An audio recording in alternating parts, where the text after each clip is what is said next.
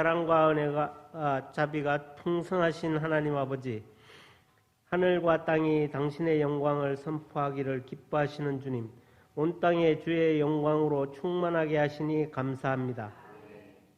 거룩한 주님의 날 부르심 받은 주의 백성들이 모여 주의 거룩한 제단 앞에서 경배와 찬양 그리고 예배로 존귀와 영광을 올려드립니다. 우리의 힘과 방패이신 하나님, 한 주간도 주님의 은혜 없이는 살아갈 수 없음을 고백하며 예배의 자리로 나아갑니다. 세상에서 빛과 소금으로 살기를 위해 죄와 싸우며 애쓴 성도들의 마음을 위로하시고 상하고 깨어진 심령 가운데 한량없는 은혜를 더하여 주시옵소서. 주님께서 찾으시는 예배는 상한 심령으로 드리는 예배이며 눈물로 통회하는 마음을 기쁨으로 받으실 줄 믿사오니 보혜사 성령 하나님, 이 시간 임재하셔서 우리의 마음을 만지시고 우리의 예배를 기쁨으로 받아 주시옵소서. 이 시간 우리를 죄에서 구원하신 예수 그리스도의 보혈의 공로를 의지하여 나아갑니다. 나의 나된 것은 오직 은혜로 된 것을 고백합니다.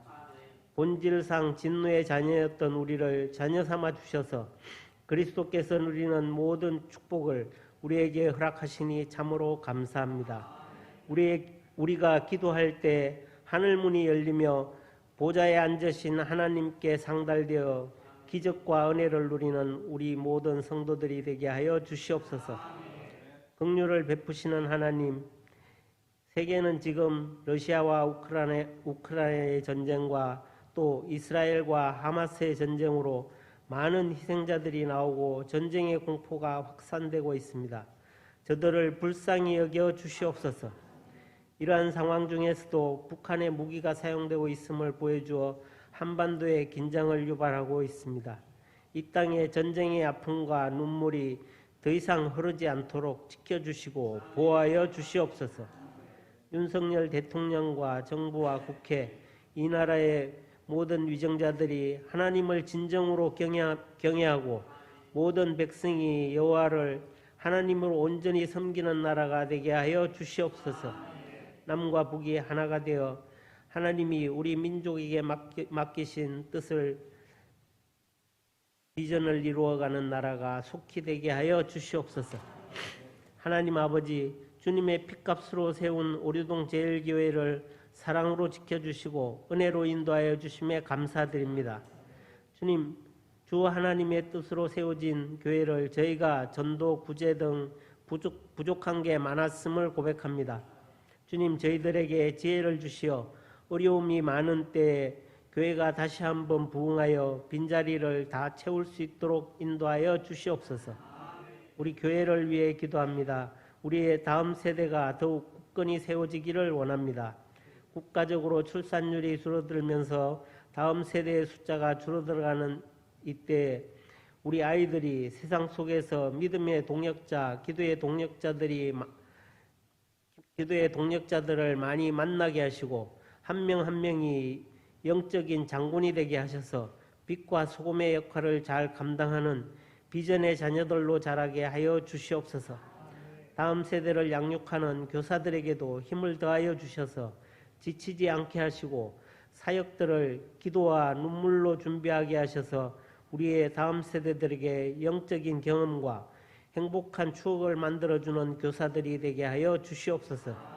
그리하여 하늘의 상급을 가득 채우는 우리 교사들이 다 되게 하여 주시옵소서. 또한 각 부서에서 섬기는 귀한 손길들 또한 기억하여 주시고 그들의 수고와 땀을 축복해 주시며 이를 통해 그들의 가정과 직장과 사업장이 30배, 60배, 100배의 축복을 받게 하여 주시옵소서. 성도들을 위해 기도합니다. 오늘 드리는 이 예배를 통하여 영적인 공급을 충만히 받게 하여 주시고 그리하여 한 주간 살아갈 힘과 능력을 얻게 하여 주시옵소서. 예배의 감격과 기쁨을 누리게 하시고 말씀을 통하여 역사하여 주시고 응답하시는 하나님을 경험하게 하여 주시옵소서. 풀리지 않던 고민이 예배를 통하여 해결되게 하시고 쌓아두었던 문제들이 말씀을 통해 풀어지는 역사가 나타나게 하여 주시옵소서. 특별히 육신의 질병과 경제적인 어려움으로 고통받고 신음하는 지체들을 만져주시고 세워주시고 크신 위로와 평안을 허락하여 주시옵소서. 말씀을 전하시는 담임 목사님을 위해 기도합니다. 물된 동상과 같은 축복을 누리게 하시고 축복의 통로로서 귀하게 쓰임받는 목사님이 되게 하여 주시옵소서.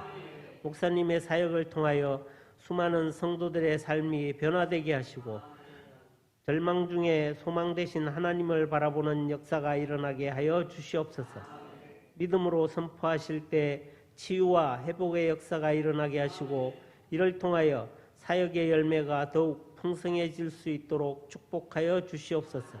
맡겨진 목양의 사역을 감당하실 때 영육간에 강건하게 하시고 독수리와 같은 새 힘을 허락하여 주시옵소서. 오늘도 주님의 몸된 교회를 위하여 봉사하는 아름다운 손길들이 있습니다.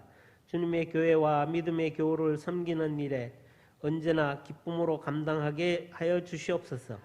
찬양으로 주님께 영광 돌리는 찬양대를 기억하시고 입술의 찬양이 아닌 영혼의 찬양을 올릴 수 있는 찬양대원들이 되게 하여 주시옵소서. 성령의 열매가 풍성한 가을이 되기를 원하오며 예수 그리스도의 이름으로 기도드립니다. 아멘.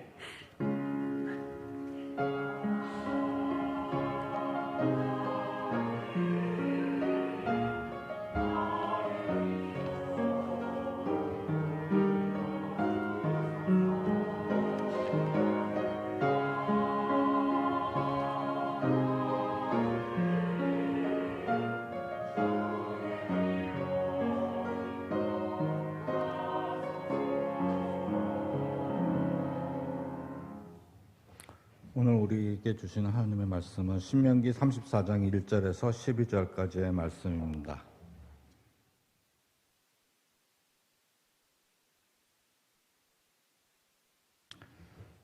다 찾으신 줄 알고 제가 봉독하여 드리겠습니다. 모세가 모압 평지에서 느보산에 올라가 여리고 맞은편 비스가 산꼭대에 이르매 여호와께서 길르앗 온 땅을 단까지 보이시고 또 온 납달리와 에브라임과 므낫세의 땅과 서해까지의 유다 온 땅과 네겝과 종로나무의 성읍 여리고 골짜기 평지를 소알까지 보이시고 여호와께서 그에게 이르시되 이는 내가 아브라함과 이삭과 야곱에게 맹세하여 그의 후손에게 주리라 한 땅이라.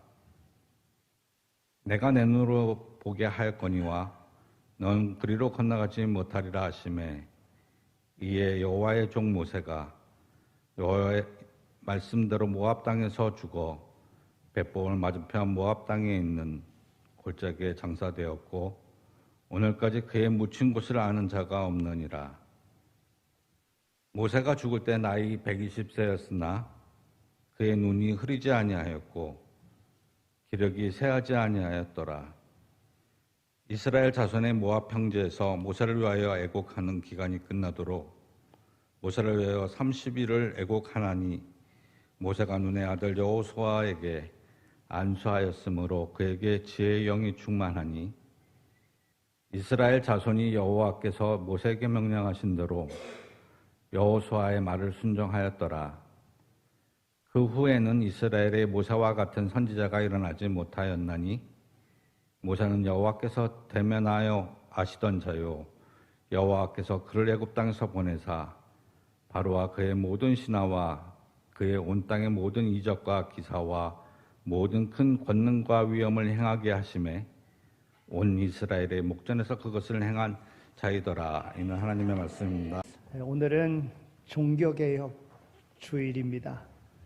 1517년 10월 31일 마틴 루터라는 신부가 독일 비텐버그 성당에 95개 조에 달하는 공개 토론 주제를 내건 것을 기화로 하여 당시 전 유럽에 들끓고 있던 천주교의 개혁 열기에 불을 붙인 날을 기념하는 그러한 날입니다. 그리고 이러한 개혁 열기는 이 세계에 프로테스탄티즘, 즉 개신교라고 하는 교회 체제를 만들어냈습니다. 그러니 오늘은 우리 개신교 전체의 생일날인 셈입니다. 중세 천년의 전통이 이제 말씀보다 더 큰 권위로 확립되어 성도들의 삶을 진두르던 그런 상황 속에서 루터는 자신의 죄로부터 구원받는 체험에 기초하여 오직 말씀으로만, 오직 믿음으로만, 오직 은혜로만 구원받음을 세계 만방에 선포하였던 것입니다. 마틴 루터는 독일의 어거스틴 수도원에서 수도사로서의 삶을 살고 있었습니다. 그는 사도 바울처럼 끊임없이 죄의 문제와 씨름하였습니다. 천주교는 사제들이 성도들의 죄를 고백받고 하나님의 대언자로서 그 죄를 사해주는 고해 성사라는 것이 있습니다. 죄가 있다고 여겨질 때에 성당에 가면 고해 성사하는 비밀스러운 방이 있는데 가운데가 막혀 있어서 한쪽에는 신부가 앉고 다른 한쪽에는 고해 성사하는 사람이 앉게 되어져 있습니다. 두 사람이 서로 볼 수는 없습니다. 그저 음성만 들을 뿐이지요. 루터는 수도원 생활을 하면서 마음속에 스며드는 악한 마음이 생길 때마다 신부에게 가서 고해 성사를 했습니다. 그런데 죄를 고백하고 또 사죄받고 돌아오면 또 다른 악한 생각이 듭니다. 또 신부께 가서 고백하고 돌아와 보면 또 생각나지 않은 죄가 또 생각이 나서 또 고해 성사를 해야지만이 됐습니다. 루터는 혼신의 노력을 다하여 죄가를 고백하려고 하였습니다. 어느 때는 6시간에 걸쳐서 자기의 죄를 고백했던 그런 때도 있었다고 합니다. 루터는 크고 작은 모든 죄의 문제를 해결받기 위해서 하나라도 빼놓지 않고 다 고백했었던 그러한 삶을 살았습니다. 그런데 인간의 기억력이라고 하는 것은 한계가 있지 않습니까? 고백하지 못한 죄가 반드시 있기 마련인 것입니다.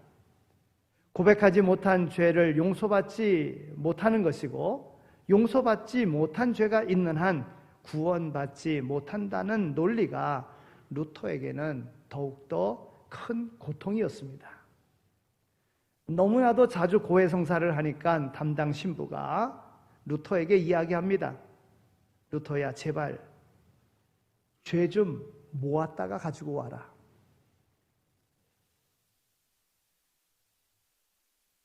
큰 살인죄나 아니면 간음죄나 또는 신성모독죄 같은 이러한 중요한 일로만 찾아오고 사소한 죄 문제 가지고는 오지 말아라. 이렇게까지 이야기했다는 일화가 있습니다. 아무리 죄를 고하고 사죄받고 그래도 그의 마음에는 평안이 없고 끊임없이 솟아나는 죄의식을 피할 길이 없었습니다. 그래서 중세 때 수도사들은 이러한 죄의식을 씻기 위해서 고행의 길을 택하기도 했습니다. 어떤 이들은 예수님이 십자가에 달려 돌아가셨으니까 나는 평생 나무 위에서 살겠다 하고 죽을 때까지 나무 위에서 불편한 삶을 살았었던 이들도 있었습니다. 또 예수님 돌아가신 절기가 되면 성당 앞 높은 계단을 죄를 고백하며 무릎으로 기어오르는 것도 유명한 고행 방법 중에 하나였습니다. 이태리에 가면 예수님이 재판받으셨다고 하는 그 재판받았을 때의 그 계단, 그 법정의 계단을 띄어다가 놓은 곳이 있습니다. 그래서 많은 이들이 자기 죄를 고백하기 위해서 이태리에 가면 거기를 무릎으로 기어오릅니다. 루터도 거기를 무릎으로 기어오르다가 하나님의 말씀이 떠올라졌습니다. 그 기어오르는 중에 의인은 오직 믿음으로 말미암아 살리라 하는 음성을 듣습니다. 아무리 심한 고행을 행한들 그것으로 어떻게 구원에 이르겠습니까? 예수 그리스도의 은총을 기다려라. 그리고 의지하라는 말씀을 받은 것입니다. 이 진리를 깨달은 마틴 루터는 갈라디아서와 로마서 등을 보면 오직 믿음으로, 오직 은혜로, 오직 말씀으로 구원에 이르게 됨을 깨닫고 선포하여 종교개혁의 시발점을 가져오게 되었던 것입니다. 루터가 극복하고자 했던 이 행위는 바로 이러한 고행이었습니다. 그러나 인간의 원초적 죄악의 그 문제는 고행을 통해서가 아니라 바로 예수 그리스도의 은혜로만 씻김을 받는다는 그러한 진리를 깨달았던 것이지요. 예수를 믿으면 오늘 우리의 마음에 기쁨이 오지 않습니까? 참 구원의 기쁨을 느끼게 되는 것이지요. 예수 그리스도께서 아무런 대가 없이 나를 위하여 돌아가셨고 나를 죄 없다 여기신 것입니다. 죄 투성이인 나를 죄 없다 인정해 주셨으니 오늘 우리가 예수 믿음으로 얻어지는 가장 큰 것은 바로 그 은혜에 대한 감사요 기쁨이라고 하는 것입니다.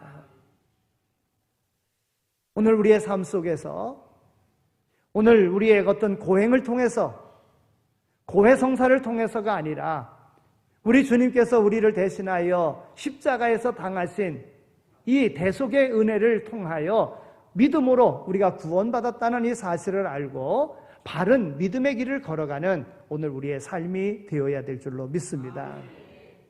오늘 모세의 삶을 통해서 우리의 바른 신앙의 삶을 한번 개혁하자는 그런 마음으로 함께 상고해 보고자 합니다.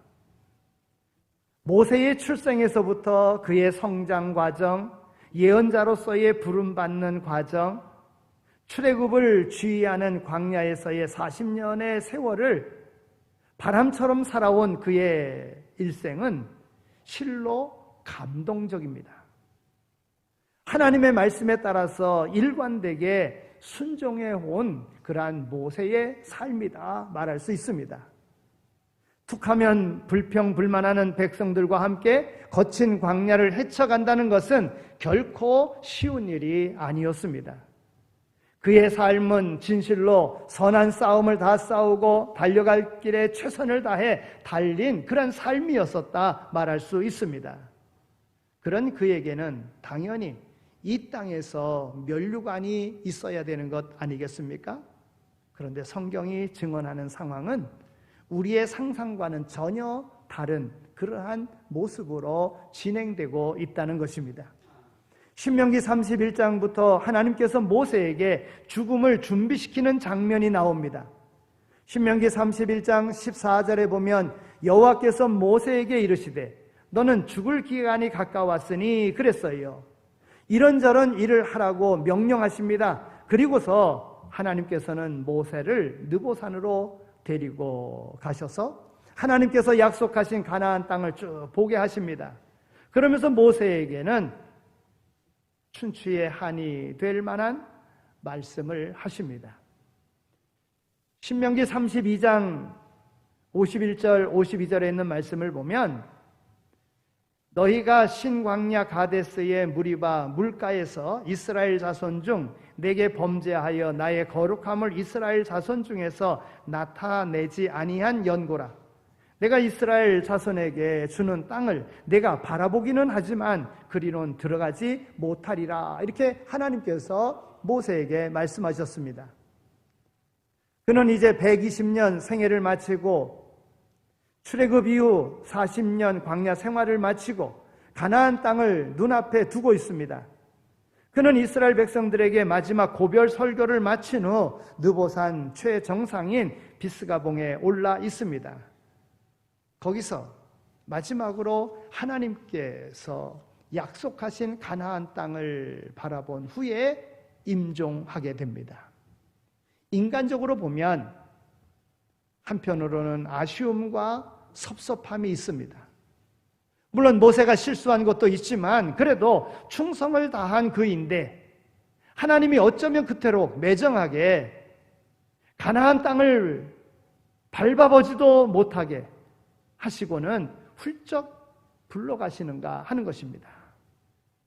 어찌 보면 왜 그렇게 하셨을까 의문이 생기기도 합니다. 그러나 그것은 인간적인 생각입니다. 하나님이 모세를 사랑하시고 그를 충분히 축복하시고 상을 주십니다. 그러면서 모세 개인이 아닌 하나님의 일을 이루어 가시는 것을 봅니다.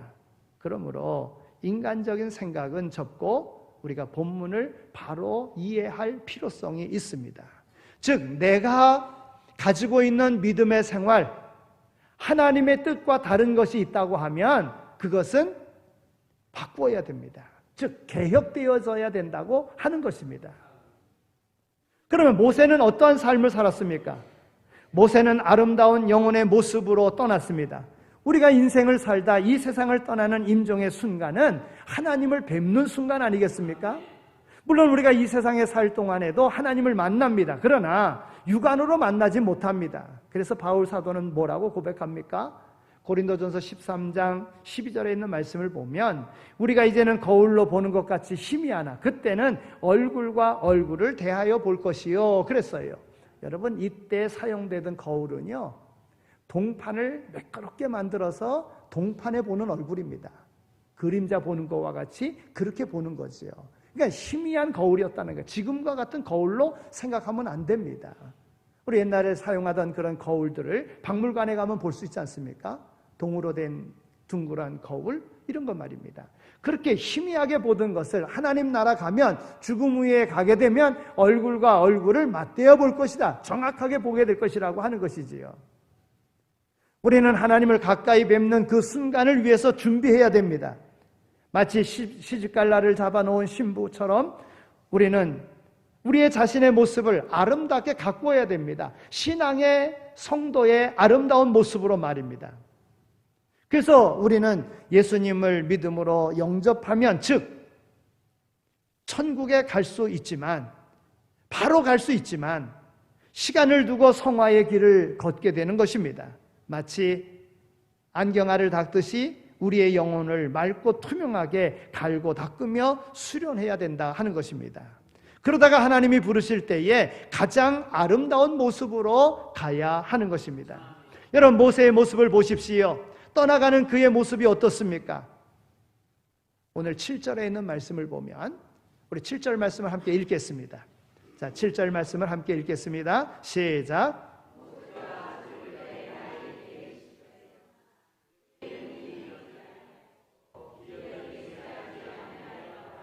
아멘. 그가 육신적으로 강건했다고 하는 것입니다. 혹자는 이 말씀을 보면서 저 정도면 더 살 수도 있는데 왜 데리고 가셨을까? 왜 일찍 데려가셨을까? 아쉬워할 수도 있지만 충분히 자기 수명을 살고 건강한 모습으로 떠나갔음은 곧 하나님의 복이라고 하는 거예요. 여러분 아브라함이 몇 살을 살았습니까? 175세 살았어요. 이삭도 야곱도 모세보다 더 많이 살았습니다. 그러니까 그 당시의 수명은 100세가 넘는 120살 이상 사는 그때의 수명이 그랬습니다. 그런데 모세는 일찍 데려갔어요. 여러분 눈도 쇠하지 아니하고 기력도 쇠하지 않은 가운데 불러갔어요. 우리가 여기서 볼 수 있는 것은 오늘 우리는 오래 살아야 된다. 지금은 100세 세대니까 100세 다 지금 살고 있는 사람은 다 100세 넘게 산다. 여러분 오래 사는 게 중요한 게 아닌 것입니다. 자기의 할 일을 다 하고 이렇게 건강한 가운데도 하나님이 부르시면 그때 갈 수 있는 것 이게 복이라고 하는 거예요. 여러분 아파가지고 계속 오래만 살면 무슨 복이겠습니까? 그러니까 모세의 이 말씀을 보면서 비록 기력도 시력도 아직 쇠하지 않은 그런 가운데 있지만 그 당시의 수명보다는 짧게 살다가 하나님의 부름을 받았지만은 그러나 이것이 바로 복이라는 거예요. 진정한 복은 오래 사는 것보다 자기 할 일을 다 마치고 하나님의 부름을 받는 것 이것이 가장 귀한 복이다 하는 것을 오늘 우리에게 보여주고 있는 것입니다. 또 그뿐만이 아니라 모세에게 있어서 이보다 더 좋은 것은 그의 인격과 영혼의 아름다운 모습입니다. 우리 10절에 있는 말씀을 또 읽을까요? 10절에 있는 말씀을 우리 함께 읽겠습니다. 10절 말씀 시작.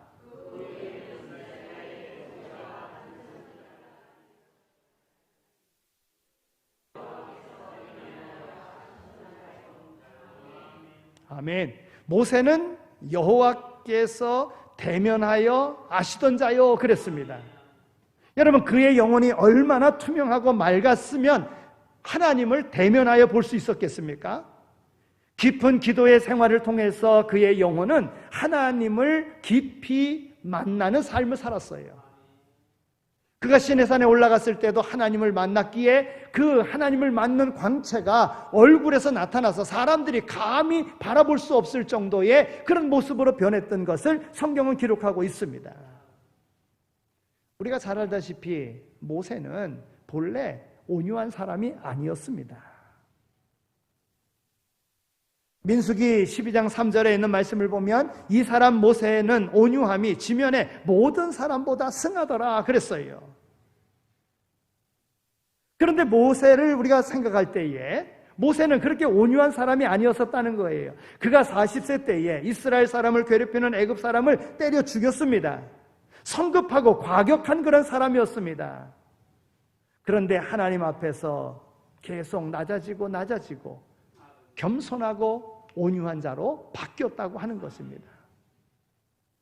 여러분, 이것은 오늘 우리에게 주는, 우리가 바뀌어져야 되는 그러한 부분이기도 한 거예요. 자기 중심적이고 고집 있고 혈기 있고 하는 이런 모습이 늘 기도 생활을 통해서 하나님과 더불어 함께하는 말씀에 따라 살아가다 보면 오늘 우리의 삶이 온유한 삶으로 바뀌어질 수 있다는 거예요. 오늘 우리의 삶이 그렇게 개혁되어져야 된다는 거예요. 나는 이런 사람이야, 이게 아니라 나는 본래 이래, 이게 아니라 하나님이 원하시는 대로 바뀌어져야 된다는 거예요. 모세는 바뀌어진 온유한 사람으로, 세상 어떤 사람들보다도 가장 온유한 사람으로 바뀌어졌다고 하는 거예요. 시간이 지나면 지날수록 오늘 우리의 영혼의 모습이 더욱더 주님의 형상을 닮아가는 그런 모습으로 변화되어지기를 소망합니다. 또 모세의 아름다운 삶은요, 그는 나그네의 삶을 살았다고 하는 거예요. 얼른 보면 모세에게 상당한 아쉬움이 있는 것처럼 보이지만 그가 40년 동안 고생했던, 그리고 가나안 땅을 들어가기 위해서 그렇게 고생한 것인데 그 가나안 땅을 들어가지 못한다는 것 얼마나 섭섭했겠습니까? 얼마나 서운했겠습니까? 그러나 그가 가나안 땅을 바라보면서 못 들어가는데도 불구하고 하나님께 대하여 원망이나 불평을 하지 않은 것은 오늘 말씀 5절에 보면 이에 여호와의 종 모세가 여호와의 말씀대로 모압 땅에서 죽어 그랬어요. 죽는다고 할 때에 하나님의 말씀대로 죽는 겁니다. 하나님께서 정하신 대로 가는 겁니다. 하나님께서 모세에게 미리 예언해 주신 대로 가나안 땅에 들어가지 못하고 죽는데도 불구하고 모세가 하나님의 말씀에 순종함으로 죽었다는 거예요. 그러면 어떻게 해서 이러한 받아들임이 그에게 있었겠는가? 모세는 자신의 삶에 있어서 인생은 나그네의 삶이다 하는 것을 확신했기 때문에 하나님이 나그네 삶을 멈추라 했을 때에 그냥 순종할 수 있었던 것이지요. 모세는 인간적으로 볼 때에 나름대로 가나안 땅에 들어가고 싶은 소원이 있었을지도 모릅니다. 자신의 성취를 확인하고 싶었을 것입니다. 그리고 이스라엘 백성 곧 그 후손들이 걱정이 되었을 것입니다. 그러나 그는 하나님의 뜻에 순순히 순종했습니다. 그는 자신에게 맡겨진 몫을 다했고 또 천국에 들어갈 수 있기에 그저 감사할 뿐이었습니다. 오늘 우리는 기억해야 됩니다. 우리의 인생의 주인은 어디까지나 하나님이시라고 하는 것을 기억해야 됩니다. 사실 광야 40년도 모세가 많은 일을 감당하고 기적도 많이 행했지만 모두 하나님의 권능이요 하나님의 은혜 덕분인 것입니다. 모세는 다만 도구에 불과한 그런 삶을 살았던 것입니다. 인간은 아무리 위대해 보여도 나그네요 청지기에 불과한 것입니다.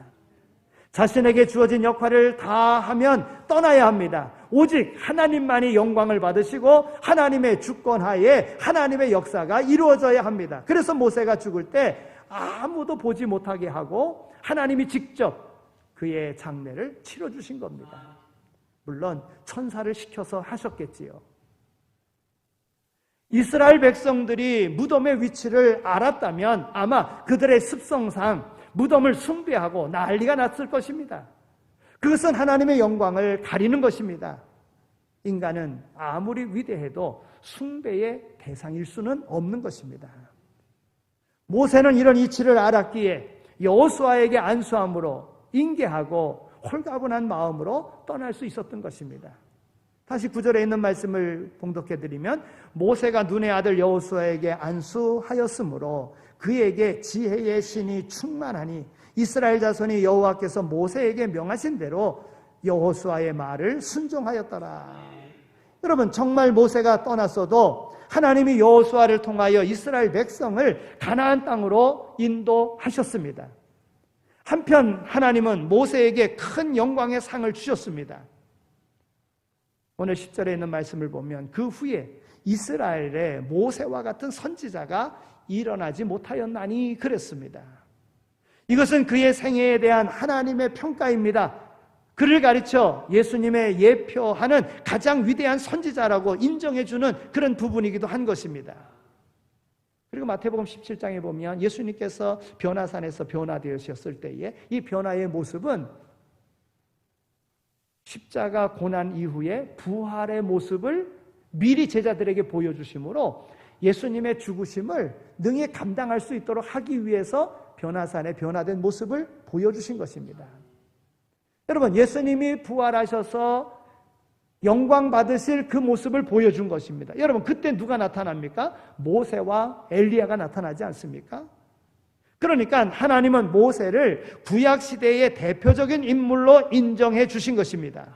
그에게 주어진 하늘의 영광과 상이 얼마나 놀라운 것인지 우리는 짐작할 수가 있습니다. 여러분 오늘 우리는 나그네의 인생임을 우리는 알아야 됩니다. 믿는 성도가 세상을 떠나는 것은 이 세상 나들이를 마치고 천국 본향으로 돌아가는 것입니다. 그러므로 미련 없이 기쁨으로 가는 법을 오늘 우리는 배워야 됩니다. 오래 살아야 되겠다. 이 세상에서 잘 살아야 되겠다. 여러분 이것이 인생의 목표여서는 안 됩니다. 하나님의 나라의 영광스러운 모습으로 가는 것, 이제 오늘 우리의 생각이 이렇게 바뀌어져야지만이 된다고 하는 겁니다. 세상이 너무 좋으니까 이 세상에 안주하며 살겠다고, 이 세상에서 오래 살겠다고 하는 생각을 바꿔야 된다는 겁니다. 모세에게 있어서의 죽음 앞에 마지막 사명은 두 가지인데 모세는 이 사명도 잘 감당하고 갔습니다. 모세에게 맡기신 하나님의 그 사명, 그는 하나님의 뜻에 순응합니다. 모세는 자신의 마지막 일로 먼저는 자신이 이끌고 왔던 12지파를 차례차례 진심 어린 축복을 합니다. 신명기 33장에 있는 말씀은 12지파에 대한 모세의 축복의 내용입니다. 자신이 약속의 땅에 못 들어가는 것에 대한 안타까움 같은 것은 더 이상 거기서 찾아볼 수가 없습니다. 오로지 후손들을 위한 간절한 마음과 하나님의 약속의 성취를 위한 기도만이 기록되어져 있는 것을 보게 됩니다. 여러분 요즘 젊은 세대들을 보면서 분노하는 어르신들이 너무나도 많이 있습니다. 특히 이념적인 이유 때문에 그런 분들이 많습니다. 그러나 오늘 말씀을 볼 때에 분노하는 어르신보다는 모세의 이 자상한 눈빛으로 다음 세대를 그리고 대한민국을 축복하는 그런 어르신들이 많아져야 된다고 하는 것입니다. 여러분 세대 간의 갈등이 무엇 때문인가? 이념 때문에 오는 것 아니겠습니까? 여러분, 이것을 우리가 초월할 수 있는 길은 우리 후손들을 축복할 수 있어야 된다는 거예요. 모세는 12지파를 축복했습니다. 그 민족을 축복했습니다. 여러분, 이런 삶이 어른들에게 있어야 돼요. 젊은이들이 왜 그러냐 하는 것보다도, 이 시대가 왜, 이 나라가 왜 그러냐 하는 것보다도 축복할 수 있는 자리에 들어서야지만이 된다고 하는 것입니다. 두 번째 모세가 하는 것은 그의 후계자인 여호수아에게 안수하는 일을 잊지 않았다고 하는 거예요. 눈의 아들 여호수아에게 안수합니다. 그에게 전권을 위임합니다. 아마 그는 안수하면서 자신이 이루지 못한 모든 꿈을 그에게 실어 주었을 것으로 생각이 됩니다. 백성을 다스리는 모든 비결을 고스란히 일러 주었을 것입니다. 인간적으로 아쉬움이 왜 없었겠습니까? 젊은이에게 자신의 대권을 물려주어야 하니 어찌 불안하지 않겠습니까? 그러나 그런 것은 더 이상 중요하지 않습니다. 누가 하든 중요한 것은 약속의 땅을 차지하는 것이니까요. 그랬더니 놀라운 일이 생겼습니다. 오늘 본문 9절에 있는 말씀을 보면, 제가 한번 읽었던 부분인데 9절에 있는 말씀 우리 함께 읽겠습니다. 자, 9절 말씀 읽겠습니다. 시작.